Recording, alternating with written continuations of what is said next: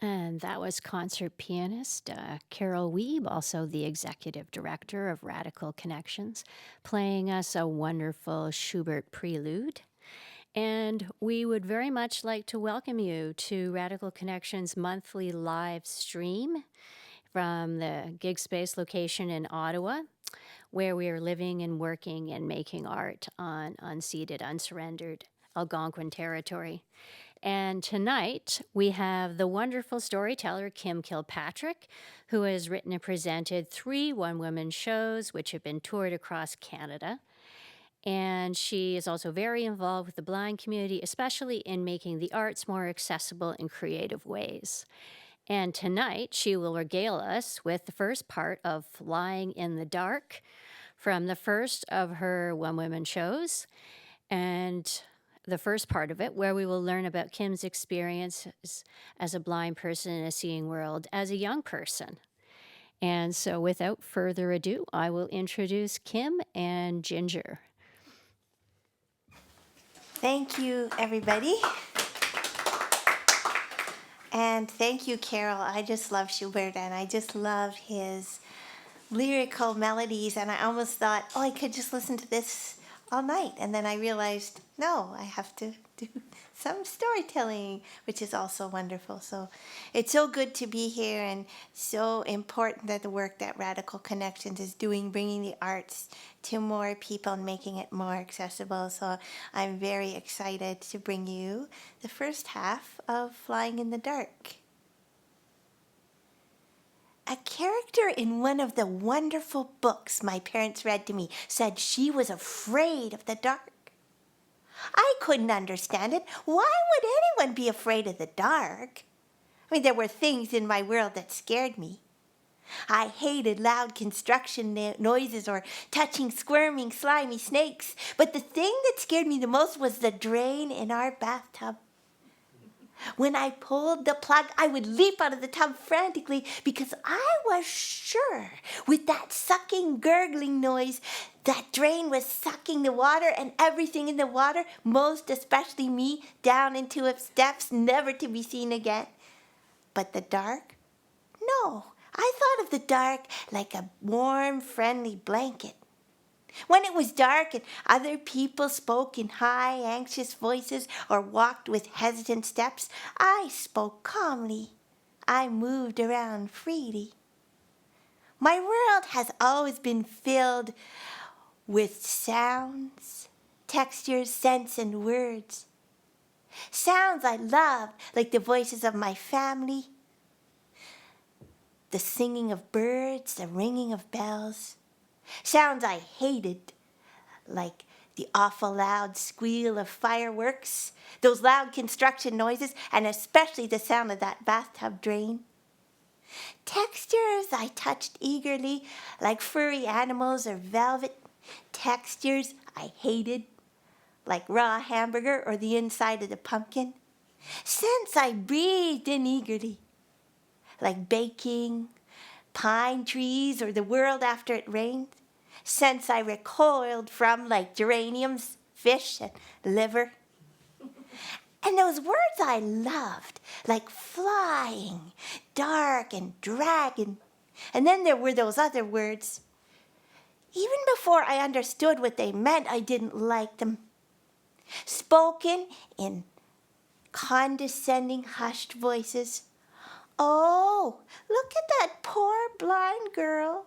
I couldn't imagine anything worse than being blind. Could you? Or words flung at me or those that were with me. What would she like to eat? Why is she blind? What was this thing, blind, anyway? They made it sound like a disease, like the chicken pox. I had the chicken pox. I hadn't liked that. Mom, am I blind? Yes, you are. Am I sick? No, you're not sick. It just means your eyes don't work. Yes, my eyes work. They open up in the morning when I wake up, and they close at night. Tears come out of them when I cry. They don't hurt. Well, that's true, but they don't work like other people's eyes. You don't see what we see. I do too. I see everything. I've always seen a little bit of light in one eye, so I can see the light coming in from the windows, whether it's day or night outside, and I was sure that was what everybody saw, wasn't it? It didn't matter anyway. I was doing everything everyone else did. I ran around inside and outside without help. I was learning to ice skate and swim, and I had a bike that I loved, a great tricycle. And I would ride that tricycle with my friend round and round the courtyard in front of our houses. I would follow my friends by the swish of their bike tires and their laughing voices. And I could hear the tires and the voices bouncing off the parked cars and the buildings. I never hit them, but somehow I was the only one that would ride my bike into the flower garden, or off the curb, or run into the pole or the jingling parking meter. But I loved my bike, and I loved coloring until that day when I realized I really must be blind. I loved the feel of the paper. I loved the smell of my scented markers, and I loved that scratching noise they made on the paper as I sat at my kitchen table with my two neighbors, Mary and Diana. I was making the same noises I heard them making on their paper. My friend Mary had a soft, kind voice, and she had a laugh that came from deep inside her and made you want to laugh too. And she walked like with a quick, light step, like the fairies in the wonderful books my parents read to me. Diana was loud and bossy. She walked with what I called the stamping foot walk. I was sure she was a young bad witch in training. Diana came over to me, leaned over my shoulder, breathing in my ear, looking at my paper. I hated when she did that. Kim, you're not coloring. I am too. No, that's just scribbles. You're not coloring inside the lines. Well, I knew what lines were. They were the bumps on the branches of a pine tree. They were what you drew in the warm sand with a stick. I ran my hands all over that paper. It was flat and smooth and clean. There were no lines. She didn't know what she was talking about. There are no lines. There are two. And besides, you don't even know what colors are. I do too, I said. And I held up my brown marker. I was using him to make a furry brown dragon on my paper. I knew it was brown because of the smell. I said, this is brown. It smells like cinnamon. It smells delicious. Colors don't smell. They do to me, I said. And they did too. Orange smelled like orange juice. Brown smelled like cinnamony chocolate. Yellow smelled like lemon. Everyone told me the sun was yellow. So I dug around in my markers and sniffed them until I found the yellow one, and I drew a lemon yellow sun at the top of my paper. And my mother says that you will never do anything. You will never learn to read or write or anything. And we have to be nice to you and feel sorry for you all the time. No, said Mary. My mother says Kim's going to learn to write with Braille and read with her hands. No one reads with your hands. That's stupid. You will never do anything for yourself. Yes, I will. I said, I will do everything for myself. And here is my beautiful picture now. Because the whole time we'd been talking, I'd been drawing with those scented markers on the paper. And I proudly held up the picture for them to see. What in the world is that? It's a dragon, of course, I said. Of course it was a dragon. The whole time we'd been talking, I'd been drawing the dragon on my paper with my cinnamony brown marker. And I was sure I was making the same noises they were making. And I had a clear picture of my dragon. Broad, furry, warm, strong back. Deep, rich, calm speaking voice, long, scaly tail that rattled when he switched it like the sound of my piggy bank when I shook it back and forth and there was money in it. Wings that felt like the sides of our tent that my older brother Kevin put up in our backyard for a sleepover, and they rustled like the turning of the pages in the wonderful books. And above him in the sky, a lemon yellow sun. Why couldn't they see what I had put on my paper? That's no dragon. That's nothing but scribbles. You color like a baby. Well, I said, you are a baby and you should go home now. Fine with me, Diana said. I only came here because my mother said I had to be nice to you, but I hate playing with blind babies. You coming, Mary? No, I don't think so, Mary said. And Diana walked with her stamping foot walk to the door and slammed it on her way out, and Mary and I went up to my room to play. What do you want to play, Kim? She was bouncing on my bed. Do I really color like a baby? Well, yeah, kind of. You couldn't see my nice cinnamony brown dragon on the paper? No. Or the lemony sun? No. Well, then we're going to hatch a dragon, I said. Hatch a dragon, she said. What will you do with it?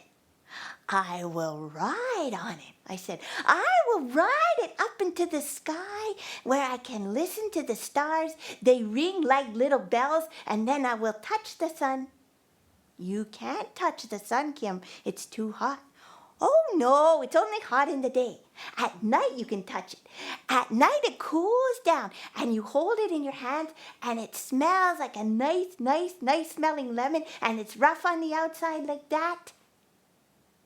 Mary was used to me weaving tales for us, and she liked them, but she was more practical than I was. Well, where is it going to sleep?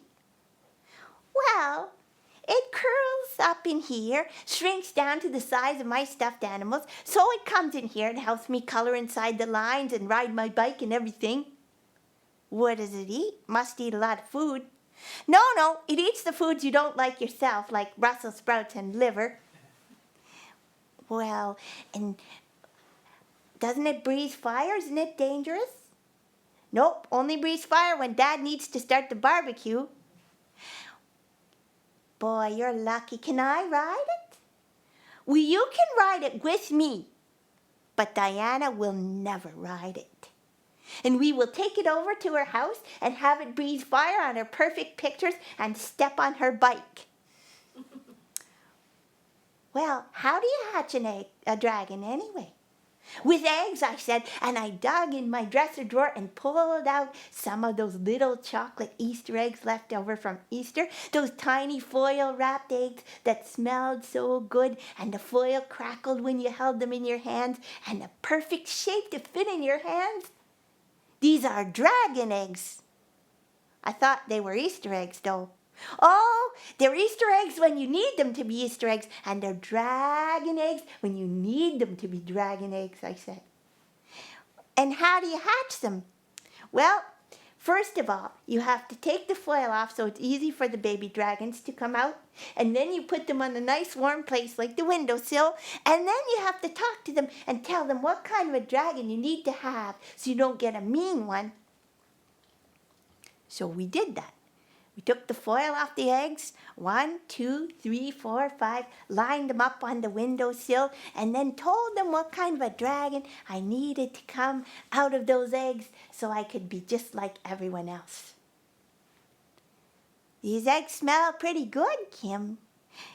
We got 5. Could we eat just one? No, we can't eat one because then a dragon would hatch in your stomach and that would feel really terrible. Yeah, it would, too. Mary went home, and I went for supper. I didn't tell anyone about the dragon eggs at supper. And after supper, I ran up, and I ran my hands all over that windowsill, and the eggs were a little softer. They were getting ready to hatch. I talked to them again and told them what kind of a nice dragon I needed to come crawling and wiggling out of those eggs. And then I went to bed. The next morning, when I heard the birds singing and smelled the toast smell coming up from our kitchen, I jumped out of bed and I ran to the windowsill, my feet slapping on the cool, smooth floor, and I ran my hands all over it, and the eggs were softer still. They felt like fudge. My fingers left dents in them when I touched them. This is the hatching day, I said to myself, hatching day, and I bounced up and down with excitement. I went to have breakfast, and then I went outside and rode my bike with my friends. I was riding around when all of a sudden I crashed headfirst into the jingling parking meter. It sounded beautiful, but it felt awful. I was picking myself up off the ground when Diana rode over. Oh, look, everybody, Kim can't even ride a baby bike. Guess what, Kim? I'm going to get a 2-wheel bike. Bet you can't have one of those. Bet I can. Bet I will. Oh, no. Those bikes are too dangerous for blind babies. Just wait till my dragon comes, I said to myself. When my dragon comes, I'll show you what blind people can do and what they can have. She rode off with the others, but I didn't follow them. I needed to go check on my dragon. So I bounded up the stairs to my room, opened the door, ran my hands all over the windowsill. The eggs were gone. The dragon had hatched. Oh, I was a little scared. My heart was pounding. I could feel it in my chest. I could hear it hammering like a drum. What if it was a bad dragon? It's okay, nice dragon, I said, and I went over to my bed and picked up all my stuffed animals just in case a newly hatched furry baby dragon was there. There was no dragon. Maybe it was scared and was hiding under the bed. So I crawled under the bed and I found a lot of stuff under there, but there was no dragon. But just as I was crawling out from under the bed, the door flew open. It was the nice dragon coming in through the door. Kimberly Jane, what were you doing with all this chocolate up here? I found a mess of melted chocolate on your windowsill. It was my mom. I know, Mom. I'm sorry, but what did you do with the chocolate? I threw it in the garbage. Next time, be more careful with your chocolate. And she left, closing the door behind her. Garbage. Oh, maybe the dragon had hatched in the garbage. I went over to the garbage. I will rescue you, nice dragon, I said. I put my hands into the garbage, but all I found was a mess of melted chocolate. I went and sat on our outside steps and thought about dragons. Somewhere inside me, I knew no magical creature would come wiggling and crawling out of chocolate eggs to help me be like everyone else. I thought about it for a long time, and then I decided that school was the answer. I was going to start school soon. School would be great. My older brother Kevin went to school. He did homework to make him smarter, and my parents said that I would go to school and that I would go to university and get a job. School was it. School was going to make me like everyone else. So all that summer before kindergarten, I did everything I could to get ready.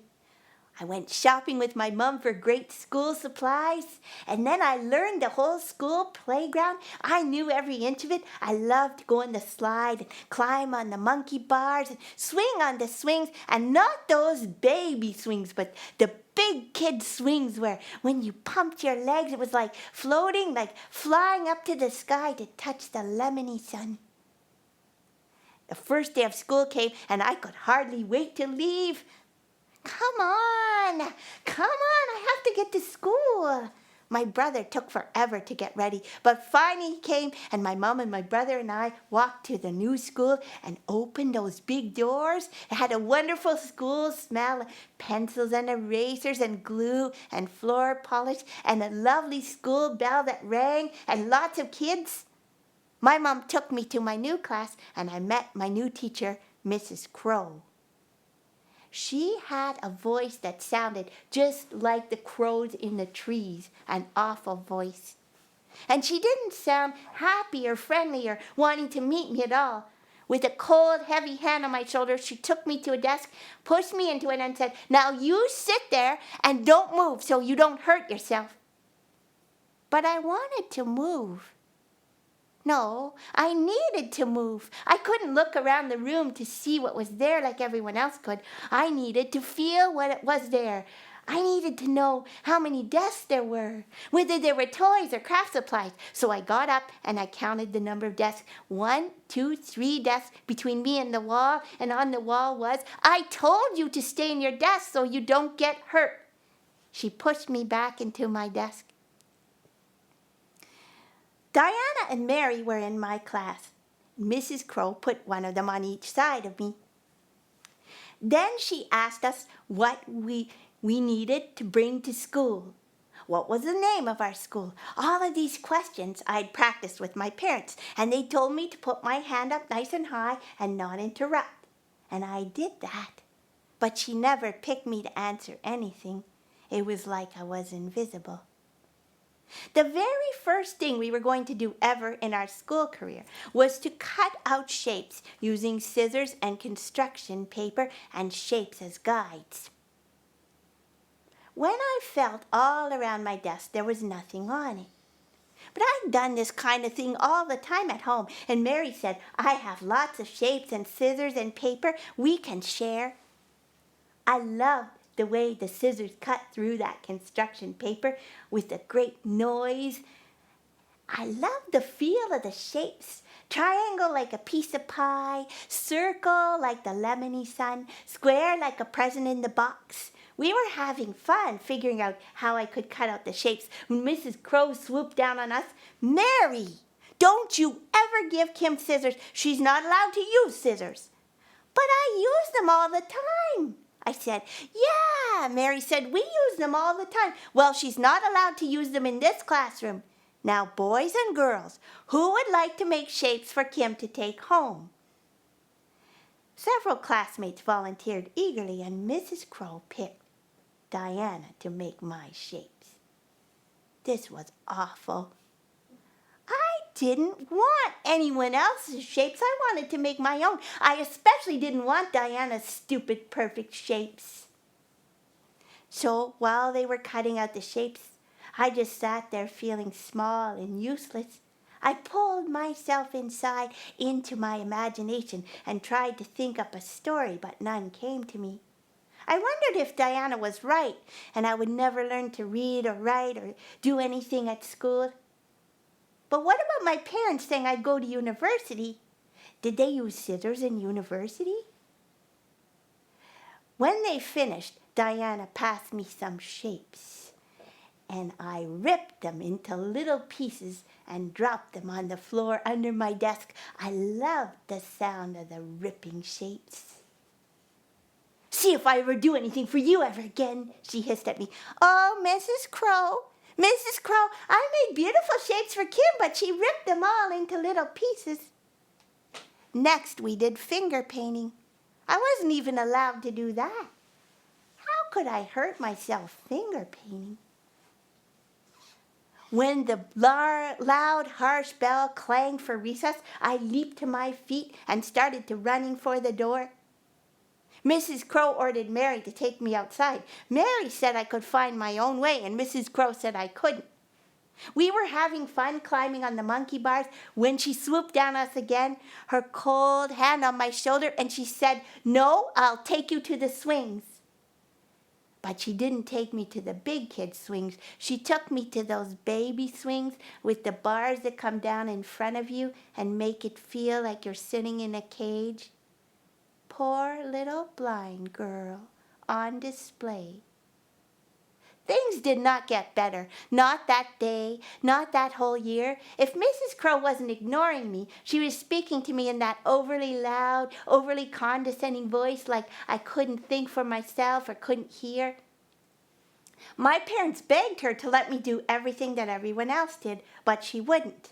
Then they went to the principal and asked if they could change me to the other kindergarten class, and he said that if they changed me, some other parents might want to change their kids too, so he wouldn't do that.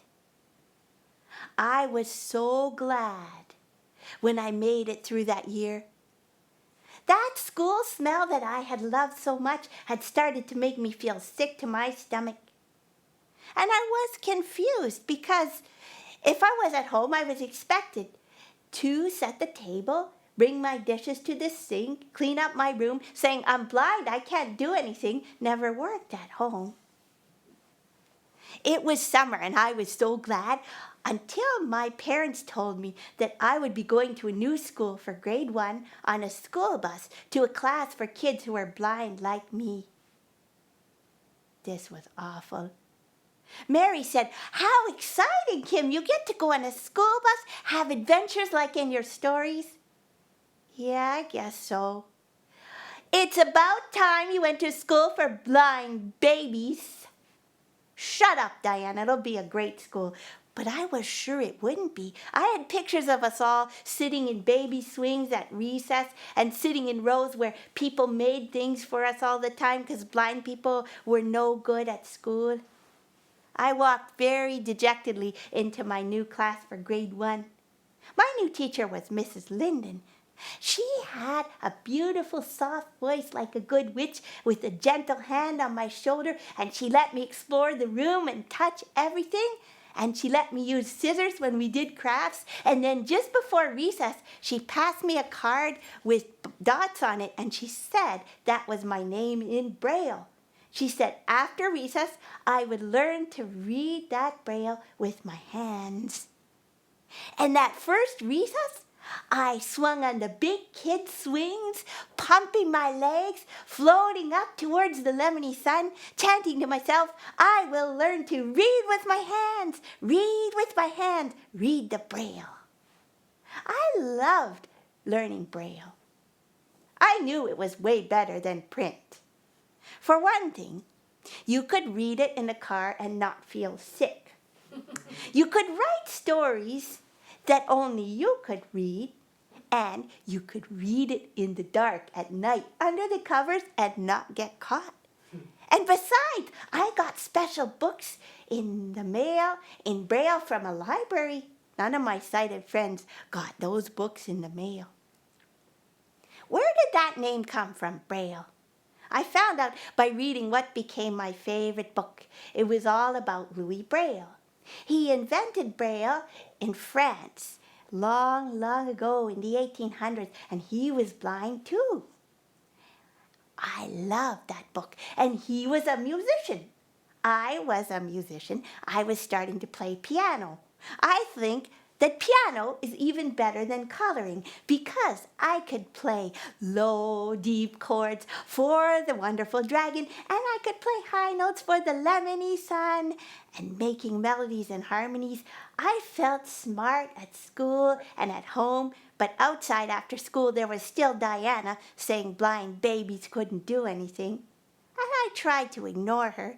Sometimes I could, and sometimes I couldn't. That year, a new corner store opened up a block away from our houses.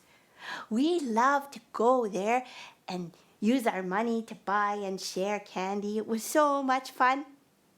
Because you only had to cross one stop street, most people were allowed to go by themselves, but I wasn't. But I liked to go with Mary. We were walking back one day, laughing and joking and sharing candy when I heard the familiar stamping foot walk coming towards us. Hello, Mary. Hello, Kim. Hi, Diana. Guess where I'm going? Where? To the store by myself. Well, I guess you guys can't go there by yourself. Well, Mary can, but Kim, you never will. I will, I said. When I got home, I asked my parents why I couldn't go to the store by myself. Don't you like going with Mary? I do, it's fun, but I want to go by myself sometimes too. Well, then you should talk to Mr. Hicks about it. That was a great idea. I loved talking to Mr. Hicks. He was one of my teachers. He was the tallest person I'd ever met. When he reached down to take my hand to show me something, his hand came down from a great height like a friendly giant. And he had a calm, deep voice filled with laughter, and he told the best stories. He taught us gym and also how to use the white cane. So I told him I wanted to get to the store, and he said I could do it, but I would have to work very hard. I said I would. He showed me how to use my white cane inside the school first, swinging and tapping up and down the halls, counting doorways to find the classes I needed, then how to go up and down stairs safely, and then we went outside, and he showed me how to get around obstacles, how to listen for traffic, how to cross streets, and we practiced and practiced until he said I was ready, and one day we would make a trip to that store. First of all, we brailled the list of candy they had in the store and put it behind the counter for me to use. He would follow me in case something happened or I got lost, but I was sure I wouldn't. I mean, no one else had a braille list of candy behind the counter, and no one else had a magical white cane that folded and unfolded and tapped with wonderful sounds on the pavement, on the grass. I was sure I was on a magical quest when I set out. The birds were singing. Mr. Hicks followed me. I came out of my house, walked up the driveway. When my cane hit the grass, I knew I had to turn left and walk up to the corner. I started to walk along the sidewalk, swinging and tapping my cane. I could hear the echo of my footsteps and the tapping cane bouncing off the buildings. And then all of a sudden, my cane hit something. It made a wonderful noise. Clang, clang, clang. It sounded like a deep gong in one of the fairy tales. I loved it. I swung my cane back and I clang, clang, clang again. This was beautiful. Kim? Yeah? What do you need to do? I need to figure out what this is so I can get around and get to the store. I put my hand out. What wonderful thing was that? Nothing wonderful. It was a big metal garbage can. I found my way around it and kept walking. I heard the swish swish as a bike went by. I could hear people talking across the street and a dog barking. And then the pavement sloped down and I knew I was coming to the curb.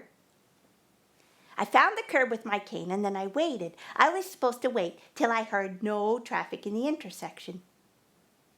I heard nothing, but then all of a sudden I heard a car. And it was coming down to my left and stopping at the street I wanted to cross.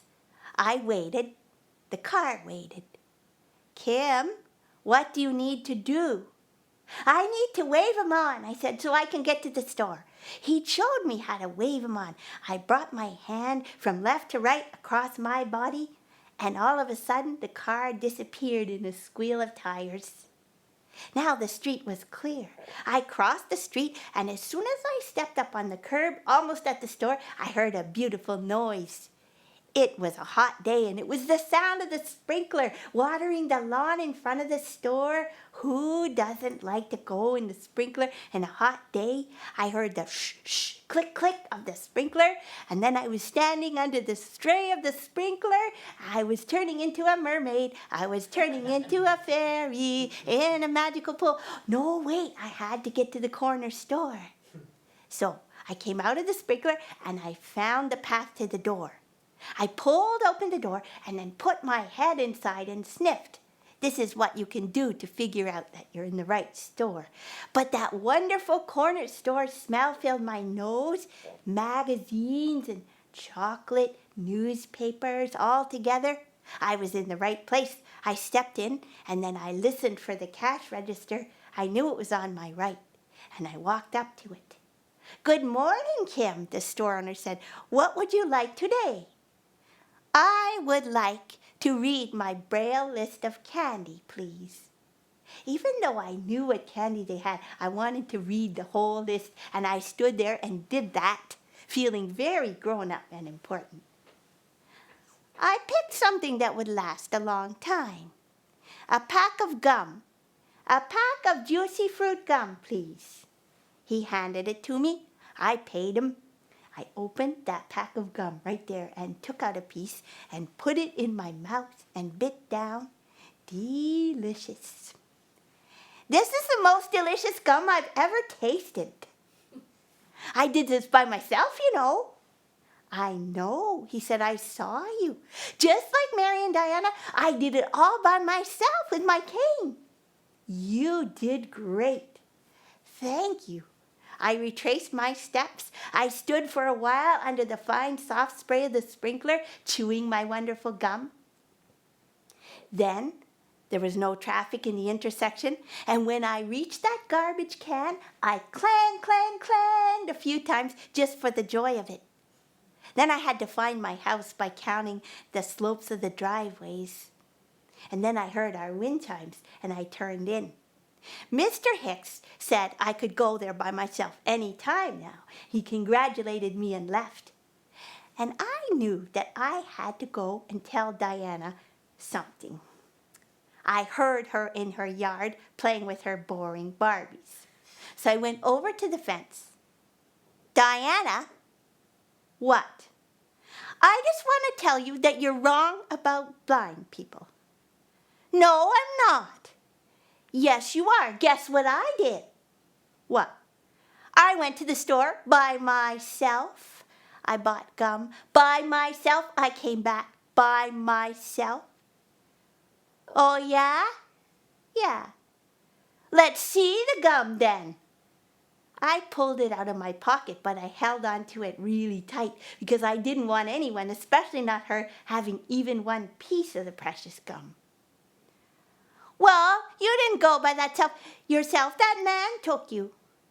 No, he didn't. Then how did you go by yourself then? Using this, I said, and I unfolded my cane and showed it to her. As it unfolded, it tapped just a little bit against her. She started to cry in a fake, whiny way. Oh, I gotta tell, you hit me in the face with that dangerous white stick. For your information, it is called a white cane, and it just tapped you. But Diana stamped over to our house and rang our doorbell. The only one home was my older brother, Kevin. He opened the door. What are you doing ringing our doorbell? He said. Oh, Kevin, Kim hit me in the face with that dangerous white stick. Did you, Kim? He said, sounding impressed like he wished I had done it. No, I said. It just tapped her. Cry, baby, Kevin said. Go home. I laughed. Yeah, cry, baby. I said, go home. Oh, she was mad. She stopped crying, and then she said, Kim, I'll never be your friend again, and I'm glad you're blind. And she stamped with her stamping foot walk and slammed the door when she left. So, Kim, you went to the store by yourself? I sure did. All the way there and back? Yeah, all the way there and back. It didn't get lost or anything. I bought gum. Would you like some? I showed him the gum, happy that he got rid of Diana and that he always treated me like a normal sister. Nah, I hate that kind, he said. But you could get me some sour cream chips. Give me the money, I will, I said. I heard him bounding up the stairs to his room. I knew Diana had tried to hurt me by saying she was glad I was blind. But I was glad I was blind. I was independent. I went to the store by myself, had a braille list of candy. I had a magical white cane, and I took it out and started walking around, liking the sounds it made when it tapped on the carpet, on the floor, against the furniture. And I started to think and giggle, thinking that if the power went off in Diana's house, she would know how to get to her own front door, and then she would start crying, this time for real, and she would say, oh no, I'm afraid of the dark. I heard the shh, shh, as my brother slid down the banister. Here you go, he said, only sour cream chips though, and bring me back the change. Okay, I said. And I unfolded my cane and I opened the door and I walked out, this time really by myself. Rattling the money in my pocket, feeling so important. I started down the sidewalk. I could hear a noise from Diana's yard, and I knew she was watching me, but I didn't need to talk to her. I needed to get to the store, this time truly by myself, to buy Kevin some sour cream chips. And I marched off up the sidewalk underneath the lemony sun, swinging my cane in wonderful, triumphant arcs.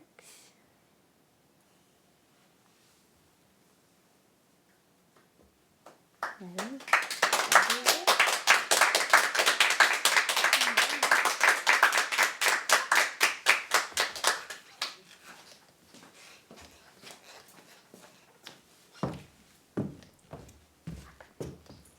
That was marvelous, Kim. Thank you for taking us on that journey with you. I felt like I was flying on the dragon. So thank you for joining us for this live stream. Um, you have access to this video for the next year, and we would like to make this kind of quality entertainment available for people regardless of where they are. We started off wanting to, bring artists into healthcare, and that still is really our goal, to bring meaningful, joyful, brilliant entertainment to people who, at a time when they really need it and don't have access to it. So, thanks for being part of this, Kim. You're a vital part of our team. Our next live stream is going to be with Patricia, who's a funky folk artist, and she's going to be performing May 26th. So mark that in your calendars. We'll be sending out lots of publicity, and continuing to have monthly live streams to add to the catalog of live streams that are available through Radical Connections. Thank you again. Have a good night.